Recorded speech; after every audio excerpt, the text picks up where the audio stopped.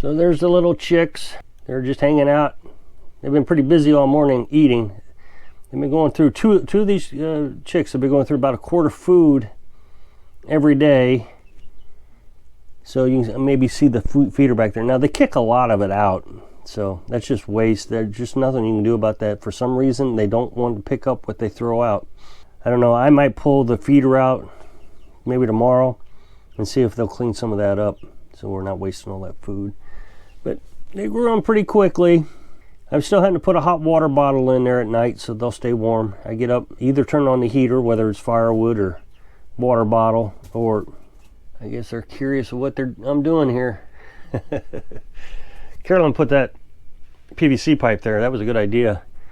And we got this netting. This netting's kind of dangerous. You want to really watch it with it, make sure they understand what that is for a couple days, because they'll get tangled up in that. Once they learn that they can't penetrate that, they stay away from it. But in the meantime, they get all tangled up, and so don't leave them alone while you're training them with this blue mesh. You can find this on Amazon. I guess that's green. So yesterday's video, I told you that we were going to do some more canning today. Yesterday we went shopping, got some well, all kinds of different meals. Yeah, and pork was on sale.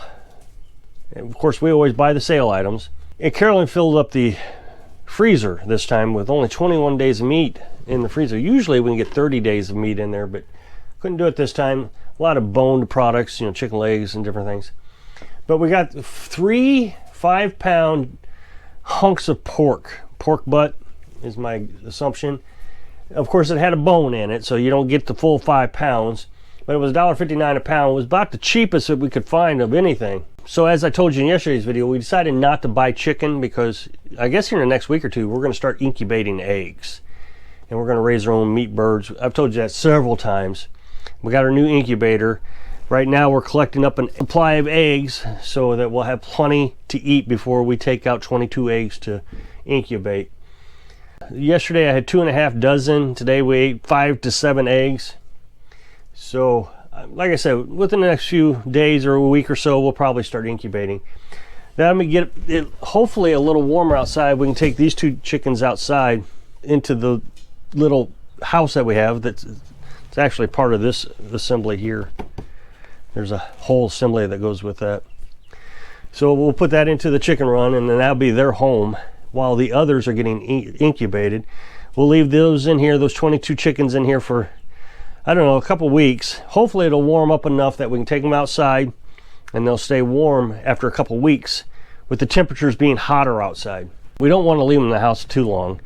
It won't be quite as bad. Last year we had the meat birds, the Cornish cross. They were pretty hard to deal with. They grew so fast. But the Americanas, they won't get that big. So hopefully we can keep them in the house a little while longer. And then we'll take them outside and we'll put them in that little house, that little Coroplast house. I've showed you that several times before. We'll put them in there and raise them for 10 to 12 weeks, and then we'll butcher them. So that's where the chicken's going to come from. Now, we could have, like I said yesterday's video, we could have bought the 49 cents a pound chicken legs and thighs. That's a 10-pound bag for $4.90. But with us butchering chickens, we're not going to do it. So we decided to stock up on other products just so we'd have a little bit of variety in our foods. And we got this pork. Now, I've showed you how to can pork and chicken and hamburger and bacon. I think one of these days we're going to try milk. Now, if you want to go see me canning pork, if you go to my channel, go into playlist, you'll see all the different things that we've canned. I've named them, you know, pork, canning pork, canning chicken, so they're easy to find. Canning pork, in this case, it's a cold pack. Cold packs are so much easier than hot packing. With the chicken, you got to get the chicken off the bone. I know some people say, oh no, you can can it with the bone on. We don't want to waste the jar space. You know, space is so critical in a little tiny house. So we debone it. So that means you cook the chicken until it's fallen off the bone. The instructions say before it actually gets fully cooked, then you take it off, but we don't. We leave it in the pot boiling for probably 3 hours so that when you pick it up with the tongs, it just falls right off the bone. That's how we want it. So we get it all off the bone, and then we can it. So, you know, it's almost a 2 times cooking, because you cook it one time, and then you put it in the jar and you cook it another 75 minutes in a pint jar, 90 minutes in a quart jar. And then we also cook the broth. We can the broth, I should say. So it makes for a very long day. But with pork, you just cut it up in small pieces, put it in a jar, and then you can it. So while you're canning it, it's cooking and it's creating its own liquid. You don't put any water in it. That's all its own liquid. And you only have to can this, again, pint jar 75 minutes, quart jars 90 minutes. Like I said, we had 3 5-pound pork butts. I don't think we had hardly any left over except what's on the bone. Carolyn will cook what's on the bone and we'll be able to make a meal out of that. She does that all the time. Takes the bone, cooks it off, and then cooks like eggs with it. Now, we use Tattler lids this time. Tattler lids are really good with the cold packing. It's a little bit more difficult with hot packing. With hot packing, it seems that you get more boil over because you got to put water in it. You put hot water in the jars. So you put your chicken in there, your cooked chicken. You put your cooked chicken in there, then you put water in there, and it seems like it boils over more. But when you're just cooking it in its own juices, it doesn't tend to boil over. The Tattler lids have a little bit more difficult time dealing with the grease that boils over than regular lids that you can buy, the throwaway lids, the metal lids. But it's not that big of a deal. I think the last time I did chicken with Tattler lids, out of 20 jars, I had 3 not seal. So I just recanned them. It was no big deal. You know, just throw them back in the canner. I put new lids on it, and they all took the second time around. But with it only being 3 jars, we could have put those in the fridge and just ate them in the next 3 days, but that'd have been fine as well. But with cold packing, you don't get that boil over. You may be able to see here that the grease just doesn't quite come up to the collar. See, you're supposed to come up with the collar with water right here. Well, that tends to boil over, but when you're that far down, it doesn't boil over as much. We have one boil over because I can feel the jars, some of them have grease on it, so one of them boiled over, and I assume it was probably that one. And the way you can see is there's grease way up here. It's kind of solidified. So that one boiled over. I was concerned about that one. Unfortunately, none of them are boiling, but when you take it out of the canner, they'll vacuum seal. As the vacuum intensifies, it means it lowers the boiling point. So the boiling point of lard is like 300 and, don't quote me, I mean, you can look it up, but it's 300 some odd degrees, like 312 degrees, whatever it is. Well, these were all still boiling at 192 degrees. I took my little laser thermometer. It was 192 degrees, and all of them were still boiling. But this one stopped boiling first. There was not this rapid boiling going on. Oh, I'm sorry, this one. There wasn't that rapid boiling going on. It was just kind of a little bubble here or there. So I was concerned that one wasn't going to seal, that it had lost most of its vacuum. But if you pick it up by the lid itself, I know a lot of people question whether I'm actually picking up by the lid, but you know, I am. If it holds like that, then it's sealed. Now with the regular lids, they'll pop down. You'll see this, you don't get that satisfying.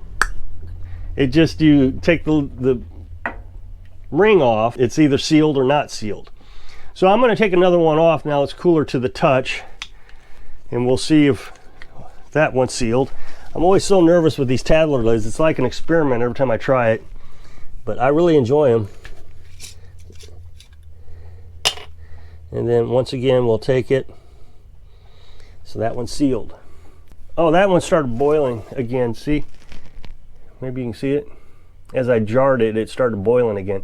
And that was cool to the touch. So as the vacuum increases, the lower the boiling point. So that's probably 120 degrees if I had to guess, 110 degrees. I mean, I obviously could pick it up on my hands, and it's still boiling.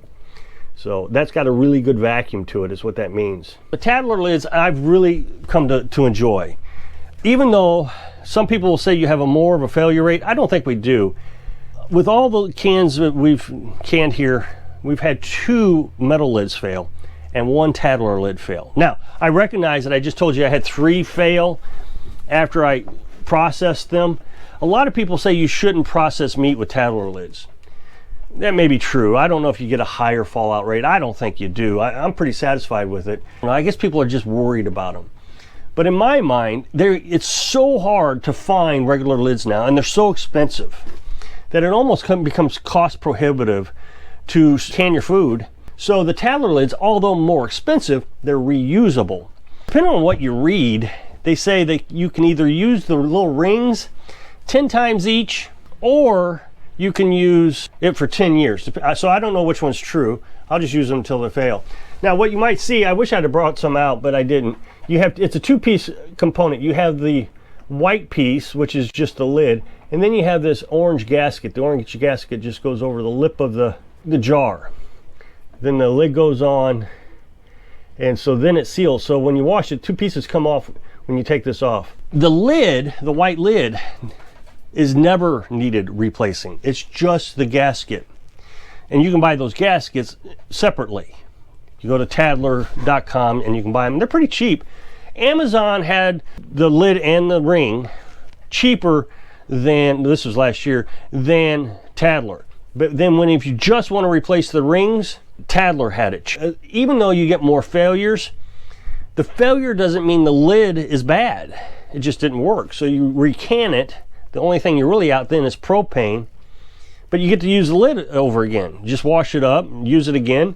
Now the one thing I have noticed is some of these rings that come with the jars don't work very well with the Tattler lid, because when you screw it on, like I said, you can see this in the videos, you don't screw it all the way on. You screw it on just very loosely. The rings don't grab on correctly.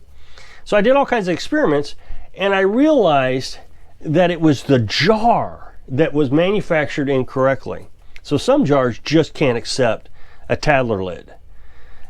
And it's very sporadic. I mean, I tested, I don't know, 3 or 4 trays of different jars. They all use the same ring just fine, except the jar that didn't work. So I think I had 2 jars out of dozens that would not accept a Tattler lid. If you'll click this up next box to take you over to my other channel, I'd really appreciate it. So I hope I can inspire you to have plenty of food so you can live your dream. Thanks for watching.